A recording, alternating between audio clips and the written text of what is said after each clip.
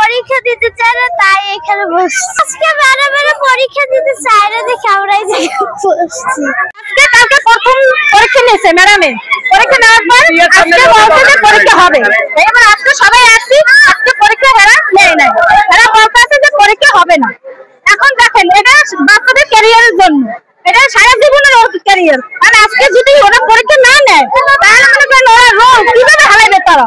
কালকে পরীক্ষা শুরু হবে, আমরা সবাই আসছি পরীক্ষা দিছি। গার্ডিয়ানদের আমি নিজেও কেন্দ্রে ছিলাম, নিয়ে পরীক্ষা দিছি। কিন্তু আজকে আসছি পরীক্ষা হবে জানি না, কিন্তু হঠাৎ করে ঘোষণা দেয় তাদের ইচ্ছা অনুযায়ী। তাদের দাবির জন্য আমাদের বাচ্চাদের হয়রানি করে। ডিসেম্বর মাস আমরা সবাই প্রস্তুত থাকি যে একটা পরীক্ষা হবে, একটা প্রোগ্রাম থাকে আমাদের, কিন্তু ওনাদের ডিসিশনের কারণে আমরা যেতে পারি না। পরীক্ষা বাচ্চাদের দেবে না, ওনাদের বেতন বাড়বে, ওনাদের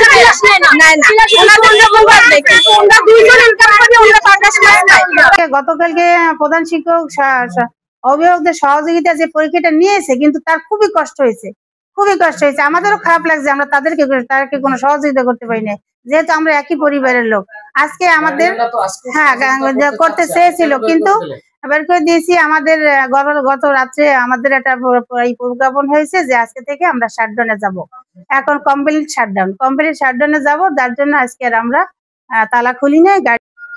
কালকে আমি অভিভাবকদের সহায়তা প্রথম এবং দ্বিতীয় শিফট 2 শিফটেরই পরীক্ষা নেওয়ার চেষ্টা করছি এবং পরীক্ষা ছিল, কিন্তু আজকে নতুন কর্মসূচি দেওয়ায় আমার সহকর্মীরা বাচ্চাদের হল থেকে বের করে তালা দিয়ে রাখছে এবং তাদের আজকে কর্মসূচি হলো কমপ্লিট শাটডাউন। আমাকে নির্দেশ দেওয়া আছে, কিন্তু আমাকে জোরাজুরি করতেও নির্দেশনা দেওয়া না করার জন্য নির্দেশনা দেওয়া আছে যে আপনি যদি সম্ভব হয় নেবেন, না নিয়ে জোরাজুরির কিছু নাই, জোরাজুরি করতে পারবেন না।